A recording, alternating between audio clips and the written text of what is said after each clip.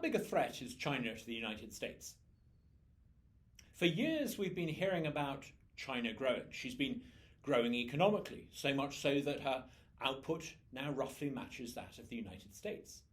She's been growing militarily with over 1 million people under arms, carriers, and supposedly new hypersonic missiles.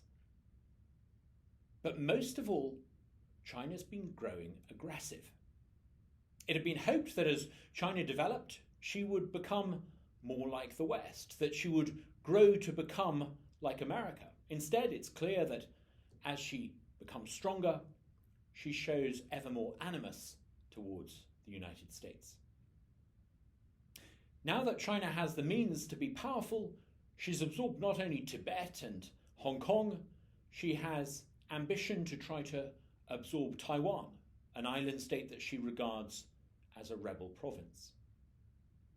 But here are 5 reasons why I think Chinese strength is overstated and why I think fundamentally the 21st century belongs to America. Number 1, China is aging. Now, China is aging very rapidly, so much so that today the median Chinese person is older than the median American.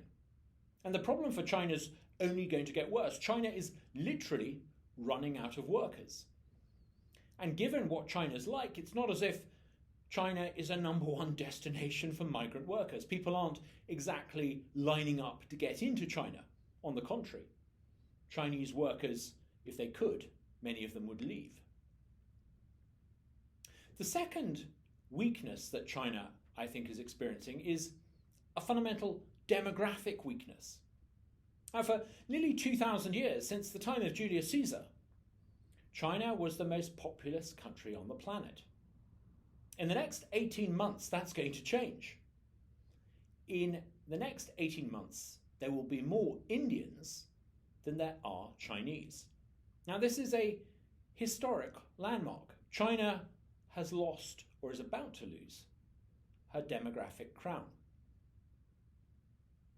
There's a third reason why I think China is in a much weaker position than we sometimes think. Look at China's foreign policy. Look at how aggressive and boorish she is to many of her neighbours. There's hardly a single neighbour that China has that doesn't feel threatened and intimidated by her. As for China's supposedly geopolitical masterstroke, Belts and Roads Initiative, what it's ended up doing is becoming a debt and bullying initiative. It's not really winning China many friends. Quite the opposite, in fact. In many parts of the world, China is actually experiencing a bit of a backlash. There's a fourth reason why I wouldn't bank on China. Quite literally, the size of the Chinese banking sector. Now, it's often said that the Chinese banking sector is massive. It's so massive, it's 300% of China's GDP. In relative terms, that makes the Chinese banking sector almost 3 times that of the United States. Another way of looking at it is that all of this economic growth in China, all the construction of all those new homes and all that movement of people and concrete and capital was done on the basis of debt. And it's created an enormous debt bubble. A generation or so ago, Japan experienced fierce economic growth. Japan exported and grew and prospered. But that too was done on the back of a debt bubble. And when that debt bubble blew up, Japan stagnated. I think in a weird way, China is almost becoming economically Japanese. There's a fifth reason why I think China is in a weak position, and a position that's only actually going to get weaker. China prospered from the late 70s to the early 21st century because she had a leader, Deng Xiaoping, who liberalized, who opened up the economy, who decentralized, who removed regulation and autocratic arbitrary rules. And under Deng's experiment, China took off. But what we're seeing in China today is a return back to autocracy. Under President Xi, The Deng experiment, if you like, has been abandoned, and China is almost reverting back to what you might call a Ming tradition. Powerful, autocratic, arbitrary rulers with autocratic, arbitrary rules. And the consequences of this are being felt in China. China is beginning to lose her dynamism.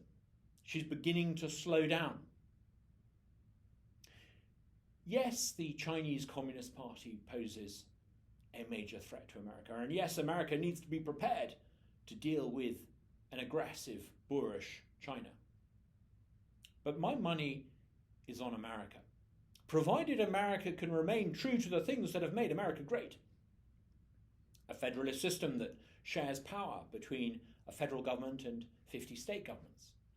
A relatively small state as a share of the economy. A relatively light tax regime, a relatively light touch regulatory regime. Provided America can stay true to those things that have made America great, my money is on the United States.